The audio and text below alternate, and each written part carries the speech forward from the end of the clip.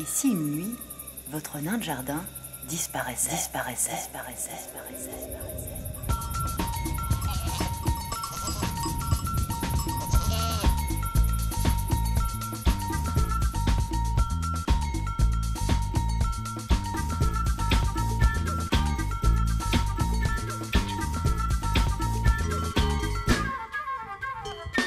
Les grisons, ils ont une excellente viande. Beau pâturage, tout vert, des petites fleurs qui poussent dans les champs. Ah voilà, ouais, la viande séchée.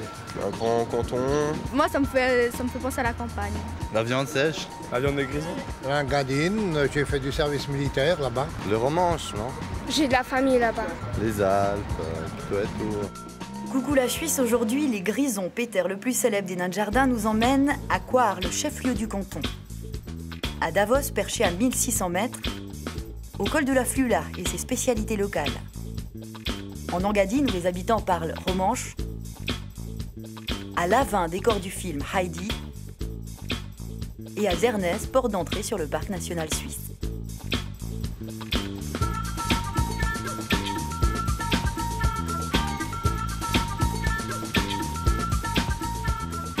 Notre nain de jardin fugueur Peter nous emmène aujourd'hui dans les Grisons, le plus grand canton suisse qui occupe à lui seul 1/6 de tout le territoire. Pour nous romans, c'est ce qu'il y a de plus loin. Il faut traverser tout le pays, mais Peter en a vu d'autres. Après des tunnels, des cols, des vallées et des montagnes, nous atteignons Coire, le chef-lieu des Grisons.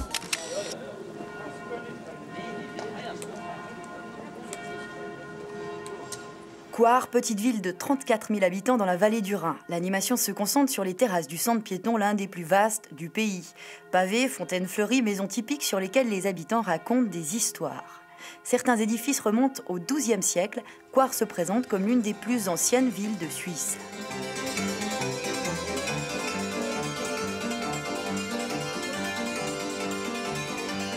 Derrière la ville, la nature reprend ses droits. Et quelle nature! Il n'y a que les Grisons capables d'offrir de tels paysages. 150 vallées, 600 lacs, tous plus bleus et plus beaux que les autres.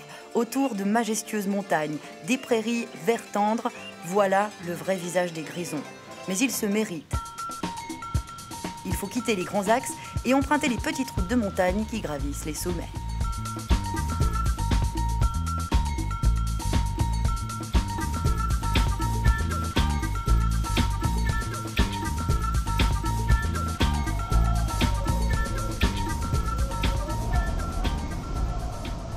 Sur la route entre Coire et les nuages, l'étrange petite ville de Davos. Au milieu de nulle part, de grands magasins, des restaurants, des hôtels sont perchés à près de 1600 mètres d'altitude. Davos, 13 000 habitants, est capable de loger 24 000 visiteurs. C'est une sorte de mecque du tourisme incontournable.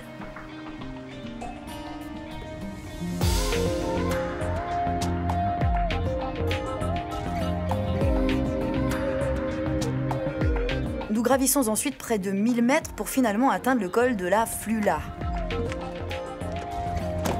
Nous sommes à 2383 mètres d'altitude. À l'intérieur des Grisons, c'est le sommet le plus élevé qu'une voiture puisse atteindre. Ici, la neige s'accroche toute l'année. Un petit lac s'agite dans ce décor lunaire. À cette altitude, les arbres ne poussent plus.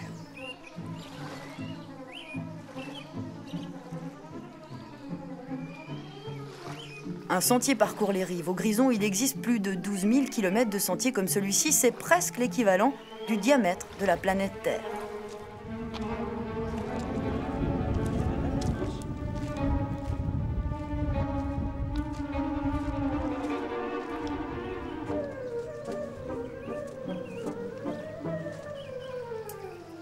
En face, sur l'autre rive, l'hospice de la Flula est une institution. Mère et fille gèrent ce petit hôtel-restaurant qui appartient à la famille depuis le début du siècle. Elles ont vu les dernières diligences gravir le col, se restaurer, se reposer, avant de repartir affronter la montagne. Elles ont assisté à la disparition des chevaux sur nos routes et à l'apparition de la voiture et des cars de touristes. Aujourd'hui, ce sont eux les clients de l'hospice. Il faut dire que la vue est redoutable et la cuisine typiquement grisonne. La patronne me recommande les solides Kapuns Grichuns. Spätzli, côte de bête, saucisson, jambon et crème. Maline va en prendre un coup.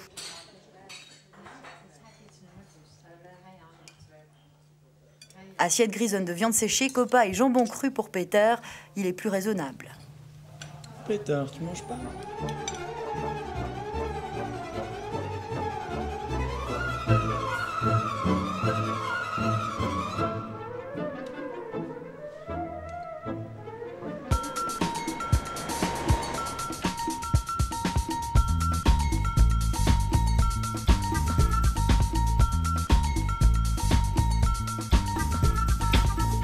Sur une distance de 30 km, nous descendons près de 1000 mètres. Autant dire que la route tourne et descend beaucoup. Après le col de la Flula, nous voilà en Engadine. Nous venons de franchir la frontière entre la langue allemande et la langue romanche.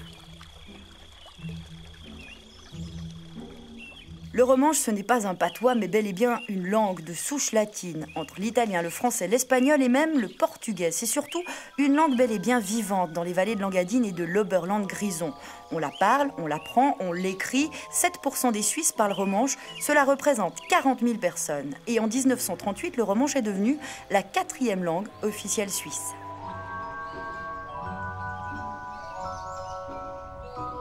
À Lavin, on entend les douces sonorités de ce savoureux romanche. Lavin et ses cours d'eau, ses montagnes boisées qui ont servi de décor au film de Heidi, c'est dire si la région est belle.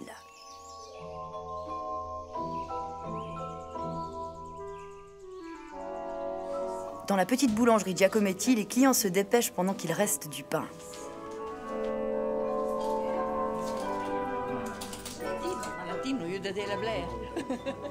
Derrière, la patronne fait la conversation, en romanche, évidemment.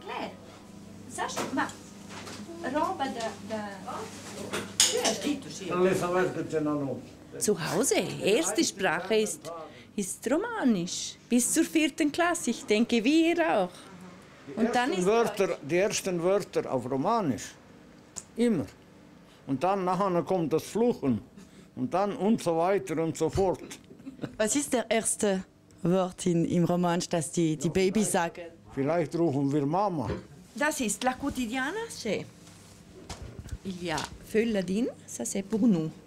Et donc c'est un journal qui est publié chaque jour. Vous avez vos nouvelles dans votre langue. Oui, mais on les lit dans le journal allemand.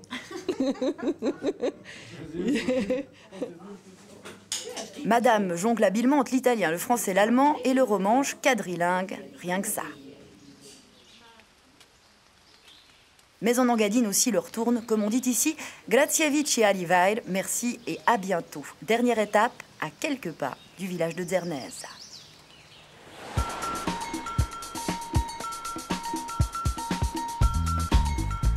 C'est la porte d'entrée de la plus grande réserve naturelle suisse, l'unique parc national du pays. Il s'étend sur plus de 170 km² et atteint l'altitude de 3200 mètres.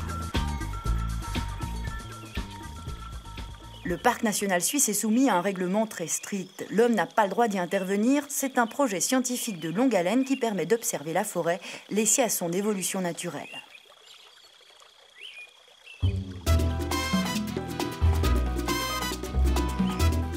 On y va ?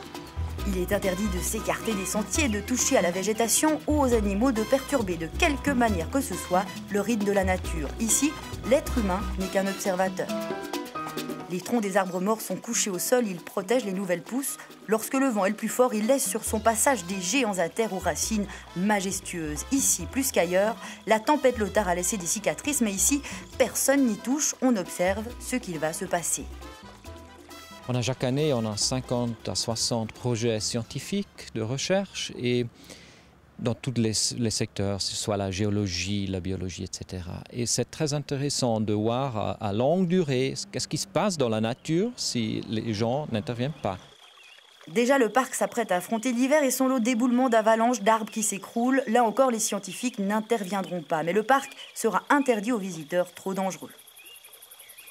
Notre balade se termine à la frontière italienne. La Suisse offre aux voyageurs son plus beau visage pour mieux lui dire au revoir. La nuit tombe, les prédateurs nocturnes relaient les visiteurs, il faut partir. À l'heure à laquelle les nains de jardin redeviennent des nains de jardin.